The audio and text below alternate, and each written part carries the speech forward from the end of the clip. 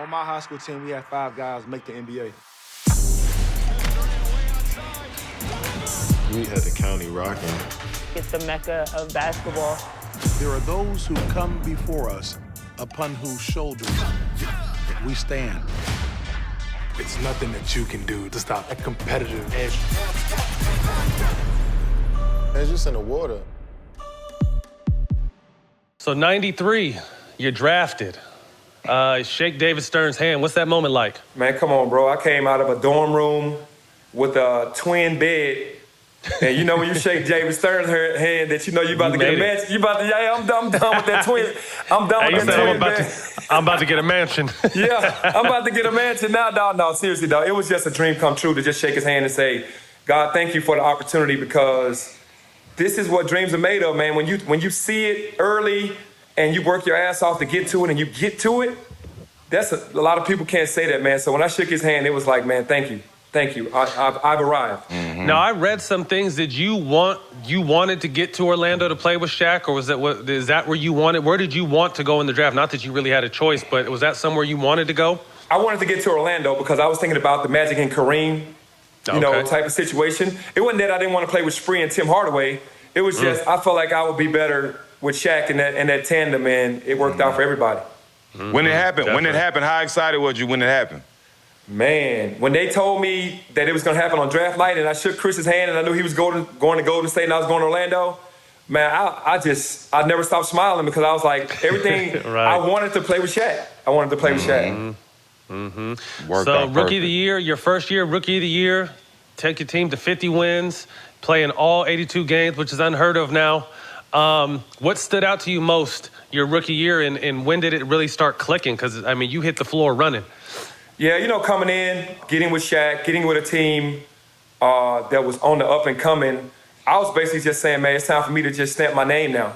A lot of people didn't really know me at Memphis State, and I was like, now, and then Orlando Magic drafted me and traded me for Chris Webber. Everyone knew Chris Webber, so I was ready to just kind of stamp my name and say, it's time for me to make my mark on this league with Shaq, and it's time to win a championship. So I was really just locked in. Every single night, I was so amped and ready to go against, it didn't matter who it was. It's a different game now. Who were some of your vets and mentors on that Orlando team?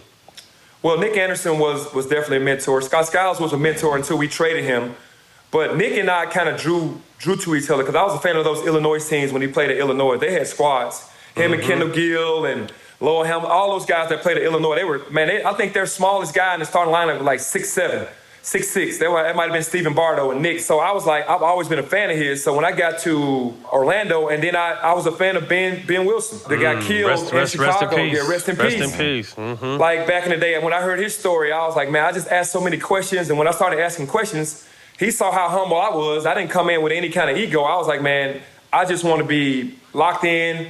I want to be looked at and respected by my peers. And Nick was the man on the team before Shaq and I came. So we just kind of connected. That's dope. 1994, man, Blue Chips. Like I said, one of my favorite basketball movies. You and Shaq together on the big screen. Nick Nolte, crazy with his crazy Bobby Knight impression. What was it like? I mean, like you're in movies and everything. You're a star now. Take me back to 94 and what your mindset was, because I'm sure people probably couldn't tell penny shit. Man, hey man, to have a movie out, to be playing with Shaq, to be one of the hottest teams in the league, and that star was starting to shine, man, it was an unbelievable, it was a moment that I can never forget. To have a movie, everybody's like, you're in a movie. A movie just serious. A big time movie too. Man, thank you. I just felt like it was real too. At the time, I was like, this movie, it depicts college basketball in a real fashion, because you got your boosters, you got your, back then I was like, man, everything about this movie is real. And I wanted it to be so natural. And then our producer and director let us play real basketball. So we didn't act out anything except for the last scene for me to throw Shaq the lob. So, man, I was loving everything about it, and it was on cloud nine. When was the last time someone called you Butch McRae? Oh, it's been a couple years since somebody's called me Butch McRae, but they do still play the movie a lot, so I can appreciate that. Yeah. And they got a lot of people making y'all jerseys from the movie and wearing them too. Yeah, a lot of people's like, because I actually had a set of my shoes, the Air Penny 5s. They just brought out the Western Butch McRae with the number 22 on it, And everybody was like, what's number 22? I'm like, that's Bush McCray's number. Yeah, a lot of people don't know what the 22 means, but that's what it is. Yeah. So the second year, I mean, you guys experienced success right off the bat. You guys are in the finals. You average 21, 7, 4, first team All-NBA. You're probably thinking like, shit, this is what it's like, huh? I mean, like I said, because it's normally a process. You guys hit it. You're in the finals your second year. Speak to me on your guys' mindset and what you learned from that first finals run. Well, when we got Horace Grant from the Bulls, I locked it in at that point. I was like, we're going to the finals. You got that feel when you play on a really good team. You guys have played on good teams. I mean, and Shaq has championships, so I had to feel like we're going to be unstoppable now that we have Horace. This is the missing piece. That year during the season, regular season, we were running through everybody. It was very easy.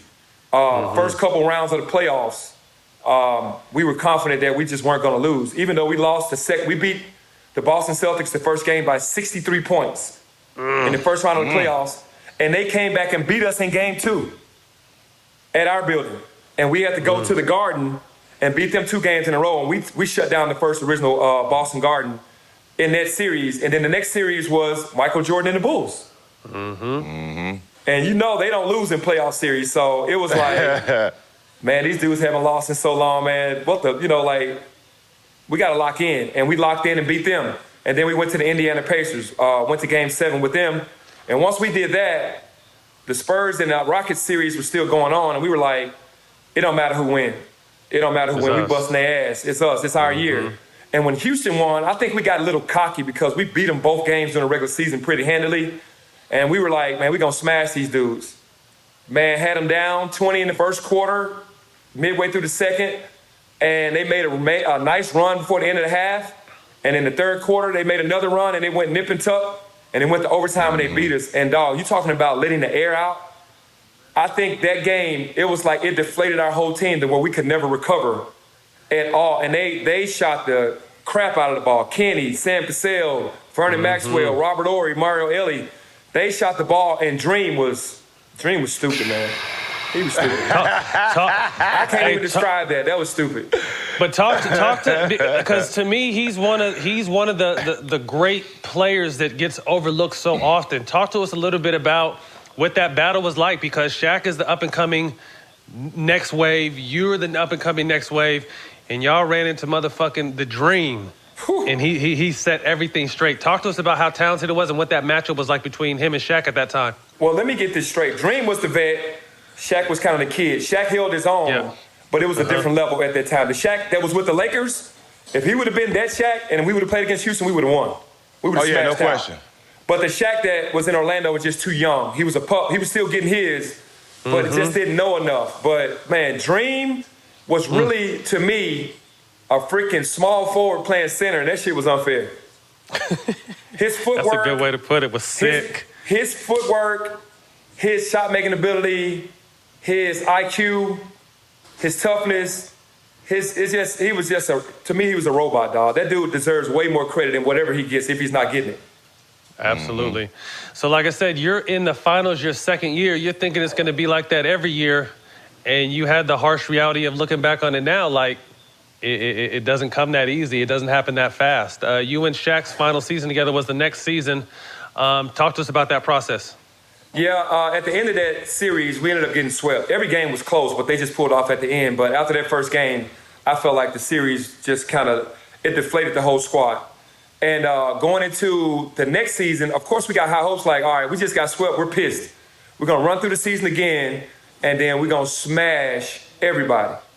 And it didn't work that way. It was just, we started having injuries. There was like contract turmoil, and then all of the stuff started happening, and it just kind of went downward.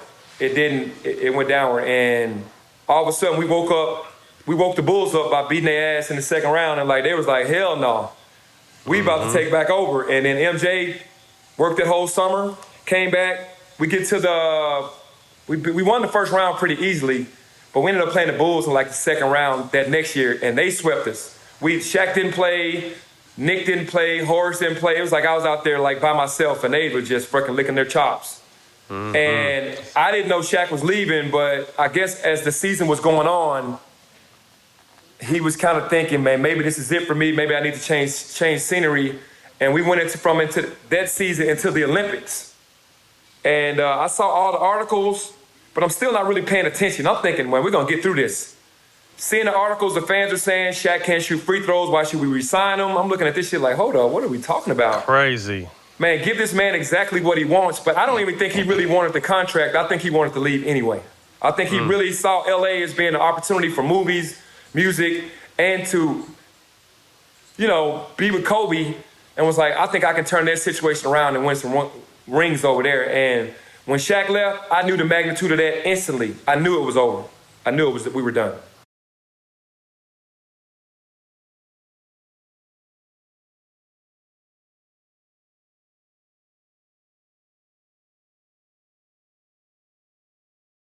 There's something about how this place forms a different kind of person. On my high school team, we had 5 guys make the NBA.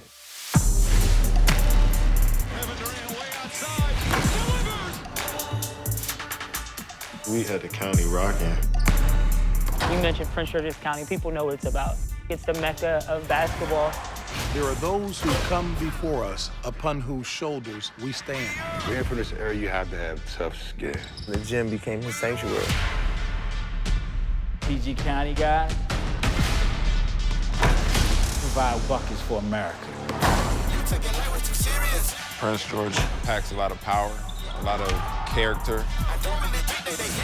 It's nothing that you can do to stop that competitive edge. We're pushing the community and the culture forward. It's just in the water. This life was all I ever wanted. I'm not leaving.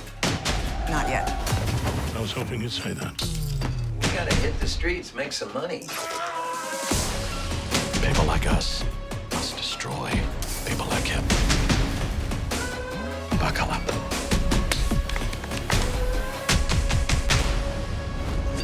Get Showtime free at Showtime.com.